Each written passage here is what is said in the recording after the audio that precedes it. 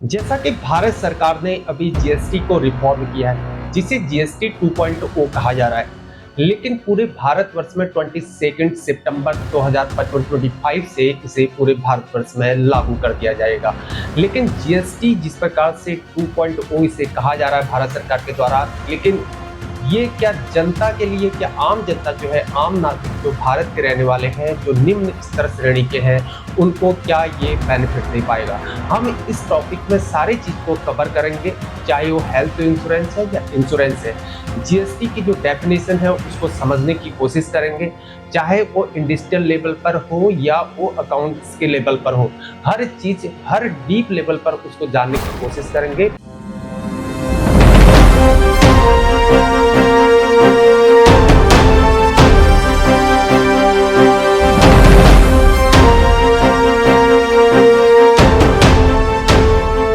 इस पॉडकास्ट को हमारे साथ आज जुड़े हुए हैं जिनका जो है चार्टर्ड पेशे से चार्टर्ड अकाउंटेंट है और उनको इस क्षेत्र में काफी अच्छा खासा अनुभव है। श्री विशेष मित्तल जी एंड एसोसिएट चार्टर्ड अकाउंट्स हैं, मित्तल मार्केट रुद्रपुर रोड में है, कॉलोनी किच्छा उत्तराखंड, जो कि प्रधान मार्केट किच्छा सिटी में पड़ता है। तो आज हम इन चीजों को समझने के लिए उनसे मुलाकात करेंगे। नमस्कार सर विशेष मित्तल जी, आपका बहुत बहुत स्वागत है हमारे देशभक्त डायलॉग पर। और देशभक्त डायलॉग्स के दर्शकों की ओर से आपको बहुत बहुत आभार और अभिनंदन। आपका इस चैनल पर हमारे जो दर्शक हैं उनको मार्गदर्शन करने के लिए, जीएसटी 2.0 जो रिफॉर्म किया गया उस पर दिशा निर्देश देने के लिए एक बार फिर से आपका अभिनंदन। नमस्कार साहब, ये आपने बहुत बड़ी अपॉर्चुनिटी दी है मेरे को, ताकि मैं इसके जरिए किच्छा की पब्लिक और आम नागरिक को बता सकूं कि जीएसटी रिफॉर्म्स में उनकी देसी भाषा में बता सकूं कि क्या बदलाव आए हैं। ये सर शुरुआत करते हैं सर 22 सितंबर 22 सितंबर 2025 से पहले जो है पुरानी जीएसटी की व्यवस्था हुआ करती थी, जिसमें जो है 4 दरें हुआ करती थी, जिसमें 5%, 12%, 18% और 28%। और अब जबकि जो है भारत सरकार ने 2.0 जीएसटी रिफॉर्म किया है और इसको जो है 22 सितंबर 2025 से लागू कर दिया जाएगा। और कर की जो है इसमें 2 दरें तय की गई हैं, 5% और 18%, जैसा कि सभी को मालूम है। और इसके साथ ही जो हमारा फ्रेश फूड है, जिसे हम लोग फ्रेश फूड कहते हैं, उन पर जीएसटी जो है बिल्कुल जीरो है, यानी कि नील है। और जबकि जो हम सिन प्रोडक्ट्स कहते हैं, जैसे टोबाको हो गया, सिगरेट्स हो गया, जो लग्जरियस कार्स हैं, उन पर जो है 40% के इस स्लैब में रखा गया। सर आप इसको किस प्रकार से देखते हैं सर, प्लीज। सर जीएसटी में सुधार तो बहुत टाइम से जरूरी थे, बट सरकार ने अब ये कदम उठा के बहुत बढ़िया करा है। अब इसके जरिए कंपनियों को बहुत फ़ायदा होगा। जब 4-5% के स्लैब थे तो कंपनी भी कंफ्यूज थे कि हम कौन सा प्रोडक्ट कौन से स्लैब में डालें। अब जब 2 स्लैब रह गए हैं तो कंपनी भी ईज ऑफ मूविंग हो जाएगा। और फास्ट मूविंग गुड्स पे तो रेट घटाने के बाद 0% करने के बाद तो आम नागरिक को बहुत फ़ायदा है। और जो सिन प्रोडक्ट्स आप जो कह रहे हैं, टोबैको और इत्यादि, टोबैको, सिगरेट, इन सब पे तो 40% करना बहुत आवश्यक था। सरकार तो सिनेमा हॉल में दिखा के परेशान हो गई है कि इसे धूम्रपान सेहत के लिए हानिकारक है। बट लोग मानते ही नहीं है। अब आएंगे तो सरकार के पास ही कि मेरे पास हॉस्पिटल में इलाज कर दो। तो 40% करेगी सरकार, तभी तो उनको क्या कहते हैं पैसा मिलेगा, तभी तो वो क्या कहते हैं वहाँ पे इलाज करवा पाएगी, तभी रोक लगेगी इन सब प्रोडक्ट्स पे। आपके कहने का मतलब है कि जो सिन प्रोडक्ट्स है, जिससे जो है स्वास्थ्य में ये लाभदायक नहीं होता, हानिकारक होता है, और इसको जो है प्रतिबंधित करना जरूरी है, इसलिए ये सब कुछ किया गया। बिल्कुल बिल्कुल बिल्कुल। सर जिस तरह से जो थोड़ा सा हम पॉलिटिक्स की ओर जाएंगे, अब आपको एतराज न हो तो, जिस तरह से जो अपोजिशन पार्टी है जीएसटी 2.0 को लेकर जो है सरकार पर जो है एलिगेशन कर रही है, विरोध कर रही है, जबकि वे खुद कभी 70 साल तक जो है सत्ता पर काबिज हुआ करते थे। क्या उस समय जीएसटी में सुधार नहीं हुए होंगे? डेफिनेटली हुए होंगे। क्या इसे इस तरह नहीं देखा जाना चाहिए कि वो जो है कर संरचना में जो है अभी बदलाव का समय आ गया है, इसलिए ये सब कुछ किया गया है? जबकि यह कहा जा रहा है कि यह सब जो बिहार में इलेक्शन होने वाले हैं, उस इलेक्शन को लेकर जो है एक हथकंडा सरकार ने अपनाया है। आपको क्या लगता है, जबकि इससे आम लोगों को ही फायदा हो रहा है?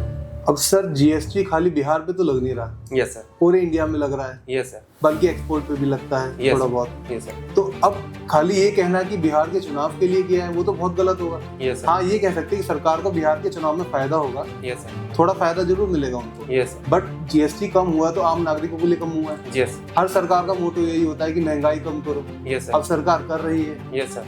मेरे हिसाब से तो ये क्या कहते हैं, थोड़ा फायदा मिलेगा सरकार को बिहार के चुनाव में, बट ये कहना पूरी तरीके से कि खाली बिहार के चुनाव के लिए किया गया है, वो तो मेरे को सही नहीं लगता। ओके सर, कर की दरें कम होने से जो भारत का जो निम्न स्तर का व्यक्ति है, जिनके पास निम्न आय है, आय का स्रोत नहीं है, लेकिन वो सामान को उपभोग करते हैं, परचेज करते हैं, दैनिक जीवन में उसका प्रयोग करते हैं, उसमें क्या फायदा होगा और क्या कर की दरें कम होने से कोई उनको बेनिफिट हो पाएगा? सर, जबकि हम जीएसटी की जो पुरानी संरचना को देखते हैं उसमें हमें कई सारे पैच दिखाई देते हैं, हमें उनमें डाउट्स होता है। जैसे हम बात करते हैं अपनी बहनों, अपनी माताओं को लेकर, हाइजीन को लेकर करते हैं, हम सैनिटरी पैड्स का वो लोग जो है यूज करते हैं, हमारी बहनें करती हैं, हमारी माताएं करती हैं, लेकिन जो है जीएसटी अगर उसमें सैनिटरी पैड्स में 0 कर दिया गया, लेकिन उससे हमें मार्केट में कोई भी जो है उनको जो है बेनिफिट नहीं दिखाई देता है, जबकि जीएसटी जो है अलग अलग चरणों में कच्चे माल का प्रयोग होने से होता है। तो इस प्रकार से जो है फिर जो है उत्पाद महंगा हो जाता है, ऐसा क्यों?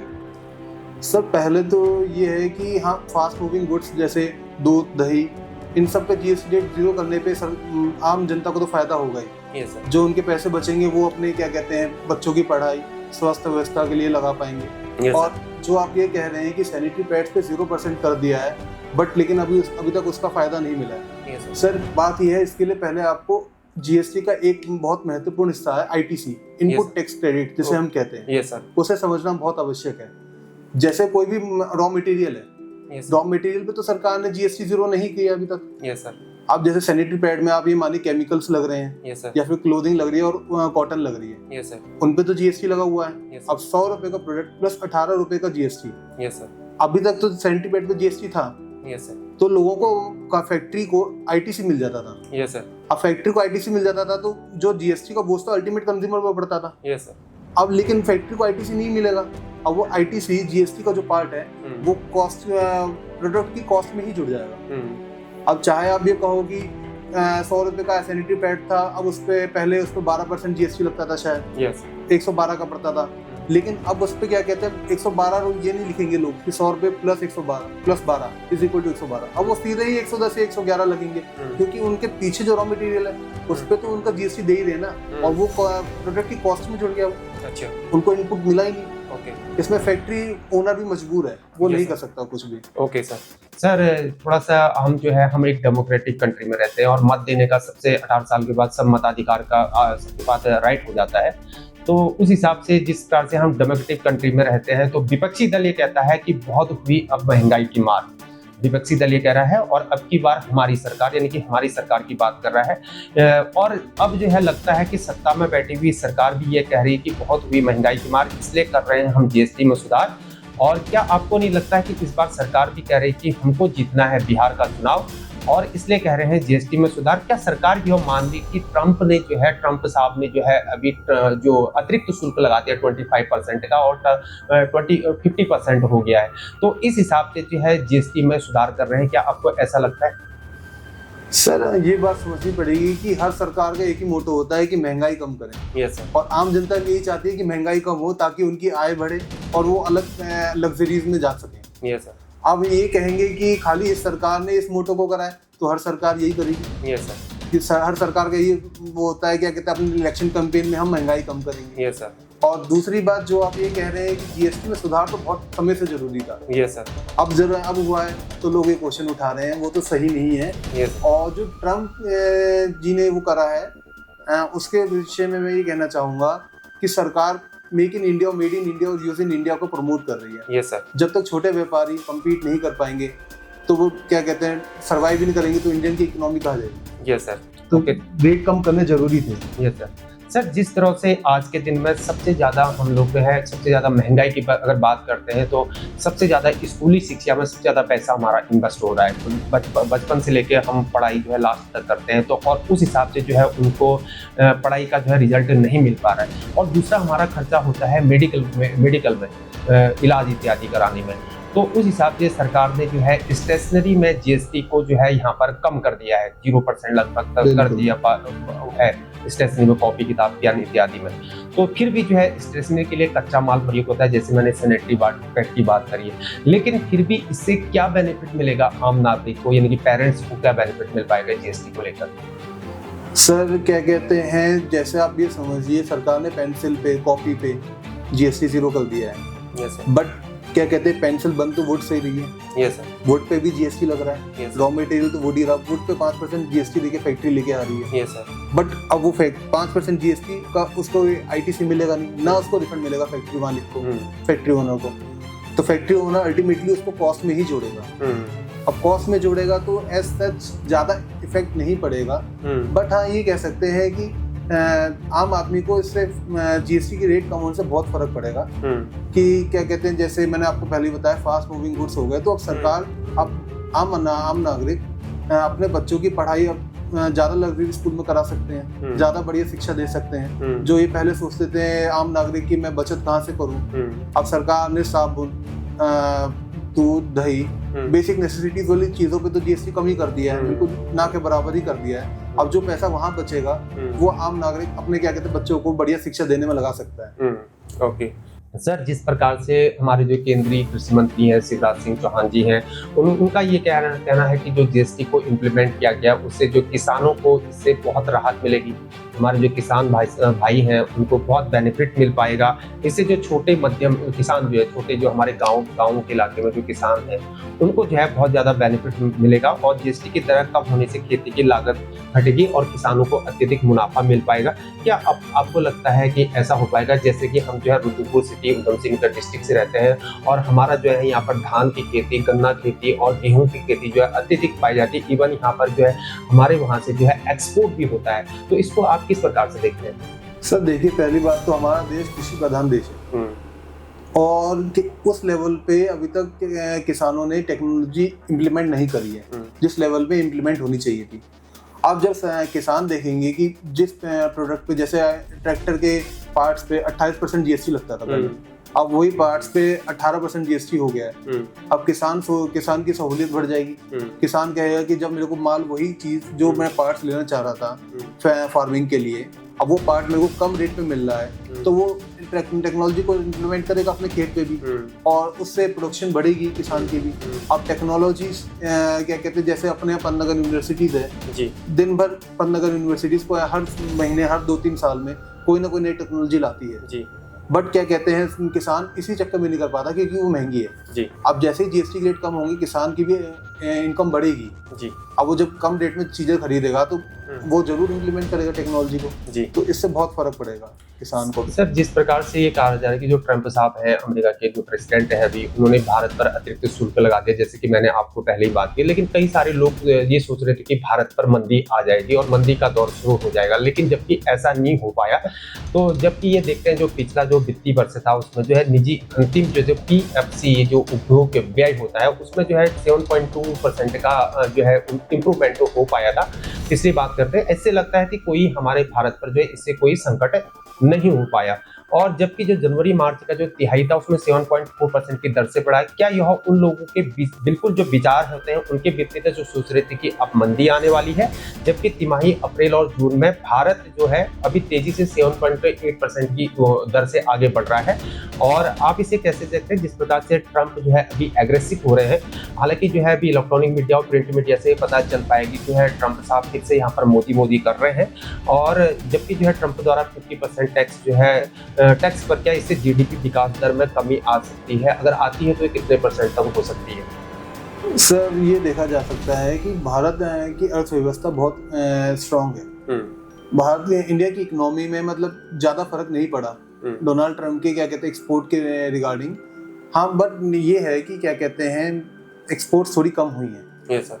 फैक्ट्रीज क्या कहते हैं थोड़े एक्सपोर्ट्स करने में घबरा रही हैं। बट उसी के रिगार्डिंग निर्मला सीतारमन जी ने ये टैक्स रेट्स कम करे हैं, तो इंडिया की इकोनॉमी में इंडिया के गुड्स की कंजप्शन बढ़ेगी। Yes sir. अब इंडिया के गुड्स की कंजप्शन बढ़ेगी और लोगों के एक्सपेंडिचर के रेशियो और बढ़ेगा। जब लोगों की बचत बढ़ेगी, एक्सपेंसेस बढ़ेंगे, लग्जरीज की तरफ और जाएंगे, तो अल्टीमेटली वो पैसा इंडियन इकोनॉमी में ही रोटेट होता रहेगा। Yes sir. इंडियन इकोनॉमी में रोटेट होने का मतलब यही है कि इंडिया की इकोनॉमी की जीडीपी बढ़ेगी। अब बाकी ट्रम्प के टैरिफ रेट के रिगार्डिंग आगे देखना पड़ेगा कि वर्ल्ड की इकोनॉमी क्या कहती है कि किस डायरेक्शन जाती है, तो एक्चुअल या अप्रॉक्स परसेंटेज देना तो मुश्किल है। Yes sir. सर, जिस प्रकार से सरकार ने जीएसटी में बदलाव के लिए 20 सितंबर 2025 की डेट को लगभग तय कर दिया है और कंज्यूमर गुड्स बनाने वाली कंपनियां सरकार से जीएसटी में बदलाव की तारीख की बात कर रहे हैं, इसको आगे बढ़ाने की भी मांग कर रहे हैं। कंपनियों को ये कहना है कि मेन प्रॉब्लम कंपनियों के लिए दिक्कत हो रही है, जैसे हम गारमेंट सेक्टर में जाए या एफएमसीजी प्रोडक्ट्स में जाए, क्योंकि जो प्रिंट रेट वहाँ पर एमआरपी छपा रहता है, उस रेट्स को लेकर वहाँ पर जो है कंट्रोवर्सी हो रही है, तो उसका उन कंपनीज को घाटा, लॉस इत्यादि हो सकता है। वो जो है, जो हम कंज्यूमर है, कंज्यूमर से उसको बाद में जो है उन पर जो है बेनिफिट ले उनसे। इस बारे में क्या कहेंगे? सर, बात तो कंपनी की बहुत सही, फैक्ट्रीज की भी। yes, अब उन्होंने, आप ये समझिए, किसी को इन्फॉर्मेशन नहीं थी कि एज सच रिफॉर्म इतने बड़े लेवल पे आएगा। अब रिफॉर्म इतने बड़े लेवल पे आया है, हर प्रोडक्ट्स पे रेट की फ्लक्चुएशन आई है। अब फ्लक्चुएशन रेट पे आने के बाद आज सबको एमआरपीज के टैग, सब बिल्ले सब चेंज करवाने पड़ेंगे। yes, sir. अब कंपनीज ने तो अपने स्टॉक लेके ही चलती है, सब टैक्स का, सब प्राइसिंग टैक्स का, सबका स्टॉक लेके चलती है। अब एकदम से इन 15 to 20 डेज ये सबको चेंज करना, ये तो काइंड ऑफ इम्पॉसिबल है। yes, sir. अब कंपनीज को तो फिर ये चाहिए कि बाई सितंबर के बाद वो कर लें, क्योंकि एज सच अब ये देखा जाएगा तो हमारी इनकम टैक्स डिपार्टमेंट की भी 15 सितंबर लास्ट डेट है और बाकी ऑडिट की भी लास्ट डेट है 30 सितंबर। कंपनीज अपने अकाउंट्स फाइनल कर रही हैं, दिन भर अपने क्या कहते हैं फाइनेंशियल्स में देख रही हैं, और दूसरा लोड उनके ऊपर टैक्स, प्राइसिंग टैक्स चेंज करने का पड़ गया, सारी पॉलिसीज चेंज करने का पड़ गया, तो कंपनीज के लिए तो बहुत मुश्किल होगी। ओके सर, जहां एक सप्ताह पहले ही भारत का जो विदेशी मुद्रा भंडार था उसमें बताया जा रहा था, चाहे हम इलेक्ट्रॉनिक मीडिया, प्रिंट मीडिया की बात करें, उसमें हम पढ़ते आ रहे हैं, देखते आ रहे हैं, तो उसमें भारी गिरावट की बात कही जा रही थी। लेकिन एक बार फिर से यहाँ पर जो तेजी आ गई है, रिजर्व बैंक ऑफ इंडिया ने इस बात को स्वीकारा है और कहा है, ये कहा कि उनके अनुसार जो 3.51 अरब डॉलर जो है यहाँ पर भारत में जो है बढ़ोतरी हुई है इतनी मुद्रा भंडार की। तो क्या यह यहाँ पर स्टेबल रहेगा या ये बदलाव होगा? सर, सच तो अभी इसके बारे में कहना मुश्किल है, बट जो जेंटल रिफॉर्म्स और जो काइंड रिफॉर्म्स हुए जीएसटी में और जो पॉजिटिव रिफॉर्म्स हुए हैं, ये तो इसी तरह इशारा करते हैं कि इकोनॉमी बढ़ेगी, क्योंकि अभी तक कंज्यूमर्स का एक्सपेंडिचर रेशियो बहुत बड़ा हाई था। अब इसके बाद भी एक्सपेंडिचर रेशियो बढ़ेगा, क्योंकि जब अल्टीमेटली सेविंग्स हो रही है, इंडिया का कस्टमर एक्सपेंस करता ही है।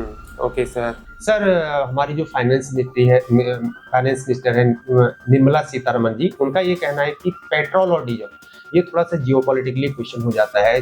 हम रशिया जो है, भारत हमेशा रशिया से उनके जो हम चाहे प्रोडक्ट यहाँ से डिफेंस के जो प्रोडक्ट है उनसे यहाँ से परचेज करते हैं, और रशिया ने हमारा भारत का हमेशा साथ दिया है, और हम पेट्रोल डीजल इत्यादि जो हमेशा हम रशिया से ही खरीदते हैं। लेकिन भारत में अभी तक पेट्रोल और डीजल अभी तक कोई यहाँ पर सस्ता नहीं हुआ है और रेट यहाँ पर कम नहीं हो रहे। और जबकि यहाँ पर निर्मला सीतारमण जी का ये कहना है कि इसको जो है जीएसटी के दायरे में लाने का कोई तुरंत यहाँ पर प्लान नहीं है। साथ ही जो रियल एस्टेट बिल्डर्स हैं उन पर जो आप बात कर रहे हैं, इनपुट टैक्स क्रेडिट की बात, आईटीसी की बात कर रहे हैं, वापस देने का इसकी भी कोई योजना नहीं है, और राज्य जो स्टेट है उनकी सहमति के बिना जो है पेट्रोल डीजल पर जीएसटी लागू नहीं होगा। और सरकार का मानना है कि आईटीसी देने से राजस्व का नुकसान हो सकता है। तो आप इसको किस प्रकार से देखते हैं सर, प्लीज? सर, पेट्रोल और डीजल तो क्या कहते हैं, स्टेट गवर्नमेंट को जो भी टैक्स लगता है स्टेट गवर्नमेंट को जाता है। तो स्टेट गवर्नमेंट के लिए तो बहुत मेजर इनकम पेट्रोल, डीजल और रियल एस्टेट के आईटीसी से ही आती है। अगर क्या कहते हैं सेंट्रल गवर्नमेंट इस पे इम्प्लीमेंट करती है, चेंजेस लाती है, तो स्टेट गवर्नमेंट को तो बहुत इंपॉर्टेंस रहती है। एंड मोर ओवर आप ये कहते हैं कि रियल एस्टेट में अगर आईटीसी दे देंगे तो इंडिया की इकोनॉमी में बहुत फर्क पड़ेगा, क्योंकि आईटीसी रियल एस्टेट में आईटीसी बिल्डर्स को नहीं मिलता। अब सारा आईटीसी दे देंगे, हर चीज पे प्रोडक्ट पे आईटीसी दे देगी गवर्नमेंट, तो गवर्नमेंट के पास तो जो गवर्नमेंट फंड्स है वो तो कम ही हो जाएंगे। फिर हम कहेंगे कि रोड्स नहीं डेवलप हो रही या फिर कोई हमें फैसिलिटीज नहीं मिल रही, फिर वो भी तो कहना गलत होगा। ओके सर, जहां सरकार ने जीएसटी में अभी तक सभी को राहत दे दी है, और लेकिन इसमें क्या गारंटी कि जो कंपनी है, दिवाली अभी जो हमारा त्योहार आएगा, दिवाली को लेकर त्योहार आएगा, तो धमाके में जो दिवाली का जो धमाका होगा, त्योहार होगा, क्या उसमें कोई सेध नहीं लगा कि क्या वो जीएसटी में कटौती का फायदा आम लोग को देने के बजाय जो है वो खुद ही हजम कर सकती है? क्या ऐसा हो सकता है? सर एसेस तो नहीं हो सकता, बट हाँ ये कहेंगे कि जो मैंने आपको बताया कि जो 0% प्रोडक्ट पे आईटीसी नहीं मिल रहा, उसके रिगार्डिंग कस्टमर ये कहेगा कि हाँ हमारे साथ धोखा हुआ है कि हमें कॉस्ट कम नहीं हुई प्रोडक्ट्स की। जैसे आपने ये बताया सैनिटरी पैड्स, नोटबुक, इन सब पे कॉस्ट नहीं कम हुई है। तो इसमें सरकार भी कुछ नहीं कर सकती कि क्योंकि फैक्ट्री मालिक भी कुछ नहीं कर सकता, बल्कि कि पिछले प्रोडक्ट पे आईटीसी लगी रहा है रॉ मटेरियल पे, तो उसकी कॉस्ट अल्टीमेटली फैक्ट्री मालिक के ऊपर पड़ी रही, फैक्ट्री ओनर के ऊपर। Yes sir.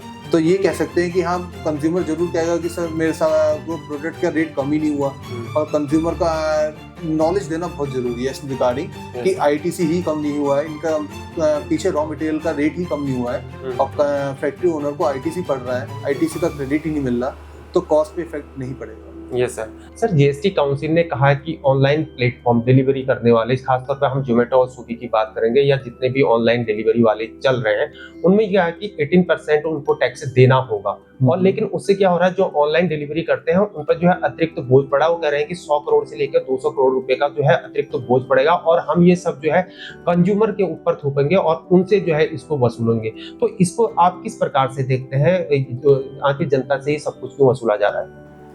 सर एक बात ये समझिए, ऑनलाइन फूड डिलीवरी प्लेटफॉर्म की वजह से बहुत लोगों का धंधा घटा है। आप आजकल देखेंगे बहुत लोग ये कहते हैं कि जैसे, अब मैं नाम नहीं लेना चाहूँगा ब्रांड्स का, बट बहुत लोग ये कहते हैं कि ये फला ब्रांड आ गई है, इसलिए इन्होंने डिलीवरी चालू कर दी है, तो हमारा क्या कहते हैं प्रोडक्ट नहीं बिक रहा सीधे, हमें ब्रांड को कमीशन देना पड़ रहा है। इसके रिगार्डिंग अब गवर्नमेंट ये कर रही है जीएसटी इम्प्लीमेंट करके, तो कॉमन लेवल पे लाना चाहती है डिलीवरी ब्रांड्स को और छोटी शॉप्स को, और कस्टमर अगर लग्जरी का फायदा ले रहा है तो उसे टैक्स तो देना ही पड़ेगा। अच्छा अच्छा सर, एक बात ये देखने को आता है कि जो हेल्थ इंश्योरेंस है या इंश्योरेंस सेक्टर की बात करते हैं हम, तो उसमें ये बात आ रही है कि इसमें डाउट्स हैं, हेल्थ इंश्योरेंस और प्रीमियम को लेकर जो है विवाद हो रखा है, कंट्रोवर्सी हो रखी है। तो जीएसटी के दायरे में बात हो रही है, तो इस प्रीमियम है हेल्थ इंश्योरेंस या इंश्योरेंस का, उसमें कोई भी बदलाव नहीं दिखाई देता है, और प्रीमियम जो है पब्लिक जो कर रही है इंश्योरेंस वो उतना ही दे रही है, और लेकिन जो कंपनी है वो कंपनी इसका पूरा बेनिफिट ले रही है। जैसे कि कंपनी में जो है टाटा, अंबानी, बिरला, 4-5 कंपनी है जो भारत में रन करती है, वही प्रभुत्व संभाली हुई है। तो आपको क्या लगता है, इस प्रकार से कंपनी को ही बेनिफिट मिल रहा है, जनता को नहीं मिल पा रहा? सर एज तो कंपनी को रेट कम करने चाहिए जीएसटी के रिगार्डिंग, बट अगर नहीं हो रहे हैं तो इसमें जीएसटी एंटी प्रॉफिटरिंग रूलिंग जो गवर्नमेंट ने इनेक्ट करी थी, लेकिन अभी सस्पेंशन में है वो, अभी उसके रिवाइवल की बात चल रही है, तो वो बहुत मेजर रोल इम्प्लीमेंट करेगी। उसके रिगार्ड वही सरकार को क्या कहते हैं अवगत कराएगी, और मेन पब्लिक उसमें ही कंप्लेन कर सकती है कि रेट क्यों कम हो रहा है। सर इसी को लेकर जैसे आपने एंटी प्रॉफिटिंग रूल्स की अंडर सेक्शन 171 की बात करी आपने जीएसटी को लेकर, तो भारत का बाजार जो है अभी तक डाइवर्सिफाइड नहीं है, जैसे कि हम देखते आ रहे हैं, और जनता के लिए जो है ऑप्शन नहीं रखे गए। जैसे कि मैं पहले ही आपको बता चुका कि कंपनी जो 4-5 कंपनी भारत में वही रन कर रही है मोस्टली। तो आपको क्या लगता है कि इसका बेनिफिट उन्हीं से मिलेगा, जबकि जो है क्या सरकार जो है anti profiting ruling under GST section के तहत जो है पूर्णतः कंपनी पर निगरानी कर पाएंगी? सर गवर्नमेंट को भी डिपार्टमेंट बनाती है, सोच समझ के बनाती है। अब जब गवर्नमेंट डिपार्टमेंट बनाएगी तो पूरा मॉनिटरिंग रखती है। Yes sir. अब जैसे ही एंटी प्रॉफिटिंग रूलिंग फिर से पावर में आएगी अपने, तो पूरा इंस्पेक्शन और पूरी गवर्नमेंट पूरी क्या कहते हैं इंस्पेक्शन रखेगी, ताकि रेट में कोई फ्लक्चुएशन ना आए, और जो गवर्नमेंट फायदा देना चाहती है अल्टीमेट कंज्यूमर को, अल्टीमेट और नॉर्मल पब्लिक को, वो उनको मिले।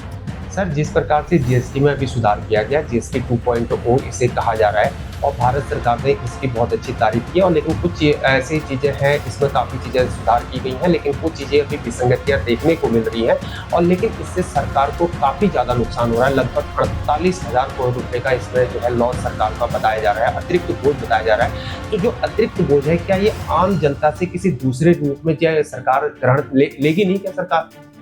सर एक बात ये समझनी जरूरी है, जैसे अब आप ये कह सकते हैं मिनरल वाटर्स पे 18 से 5% पे जीएसटी आ गया। अब 18 से 5% के जीएसटी के आने के बाद बहुत सारे फैक्ट्री ओनर्स जो प्रोडक्ट सब आपको सब पता है कि क्या कहते हैं लोग 2 नंबर में भी माल बेचते हैं। अब जब उनका रेट कम हो गया, जीएसटी का रेट ही कम हो गया, वो ये तैयार हैं कि क्या कहते हैं हम प्रोडक्ट्स उसी रेट पे बेचेंगे और पक्के में बेचेंगे, तो सरकार का रेवेन्यू बढ़ेगा, प्लस क्या कहते हैं पेनल्टीज सरकार पेनल्टीज के थ्रू उसको रिवाइव कर सकती है, जो GST department anti profiting ruling को इनेक्ट करके। और दूसरी बात, जब सेविंग्स बढ़ेगी लोगों की तो अल्टीमेटली इकोनॉमी में ही पैसा घूमेगा। अब इकोनॉमी में पैसा घूमने का मतलब है क्या कहते हैं, सरकार को इनकम बढ़ेगी ही बढ़ेगी, तो ऐसे ज़्यादा फर्क नहीं पड़ेगा। सर क्लोजिंग की ओर चलते हैं कि जिस प्रकार से भारत का जो मार्केट है, बोल रहे हैं कि ये बढ़ता हुआ जा रहा है ग्लोबल लेवल पर, तो आपको लगता है कि हमारी जो भारत की जो अर्थव्यवस्था है, इकोनॉमिक कंडीशन जो है आने वाले समय में काफ़ी ज़्यादा बूस्ट करेगी? हाँ सर, कह सकते हैं कैसे कि बूस्ट जरूर करेगी, क्योंकि जीएसटी रिफॉर्म्स के रिगार्डिंग मैं यही बार बार कह रहा हूँ कि कहते हैं एक्सपेंडिचर इशू बढ़ेगा। Yes sir. और पर्टिकुलरली निर्मला सीतारमन जी भी अब इस मूवमेंट में चल रही है कि इंडिया की इकोनॉमी बूस्ट करी जाए। आप जैसे देख सकते हैं कि इनकम टैक्स के स्लैब रेट भी कम कर दिए हैं, और अल्टीमेटली सब चीज़ों को, खाली जीएसटी ही नहीं बल्कि हर चीज़ों पे फाइनेंस मिनिस्टर देख रहे हैं कि कैसे इंडिया की इकोनॉमी बूस्ट करी जाए। रेपो रेट, आरबीआई रेट, सब चीज़ें कम करती जा रही हैं ताकि अल्टीमेटली फ़ायदा नॉर्मल पब्लिक को मिले। सर जिस प्रकार से आप एक युवा हैं और युवा चार्टर्ड अकाउंटेंट हैं, और भारत में जो है, भारत ने जो है हर किसी को अपनी बात रखने का बात रखने की जगह दी हुई है, तो अगर सजेशन देने वाली अगर बात आती है तो आप क्या सजेशन देना चाहेंगे? सजेशन से सर यही रहेंगे कि बेसिकली गवर्नमेंट अगर रेट्स रिफॉर्म कर रही है तो एक सेल जरूर बनना चाहिए, ताकि नॉर्मल पब्लिक, जो आम जनता है, जैसे जो टीवी देख रहे हैं, जो न्यूज़ देख रहे हैं, उनको तो पता लग जाता है, बट जो गांव के लोग हैं उनको इस चीज़ के बारे में कोई नॉलेज नहीं है। तो गवर्नमेंट को भी एक सेल इनेक्ट करना चाहिए कि क्या कहते हैं, ताकि गांव के लोगों को सब कुछ पता हो, और ताकि वो अपने क्या कहते हैं रिफॉर्म्स और रूल्स एंड रेगुलेशंस को फॉलो कर पाए। थैंक यू सर, धन्यवाद सर। आपने देशभक्त डायलॉग और देशभक्त डायलॉग के दर्शकों को अपना अमूल्य समय निकालकर समय दिया, इसके लिए आपका तहे दिल से देशभक्त डायलॉग के दर्शकों को ओर से एक बार फिर से तहे दिल से शुक्रिया, अभिनंदन और आभार। नमस्कार। आप सुन रहे थे जीएसटी 2.0 जो भारत सरकार ने जो है रिफॉर्म कर दिया है, उनके जो यहाँ पर लूप होल्स है और आम जनता के लिए इसको जो है सुधार किया गया है, इम्प्लीमेंट किया जीएसटी 2.0। और आपने जो है श्री विशेष मित्तल जी के द्वारा आपने इनके वक्तव्य और उनके विचारों को जाना है, और अच्छी तरह आपने डीप लेवल पर जो है जीएसटी 2.0 जो रिफॉर्म किया है उसको समझा है। जो डाउट्स रह गए आपने, मुझे लगता है कि आपने उसको क्लियर कर लिया होगा। नमस्कार, फिर मुलाकात होगी अन्य एक रिपोर्ट के साथ। देशभक्त डायलॉग हीरा परियार के साथ। जय हिंद, भारत माता की जय।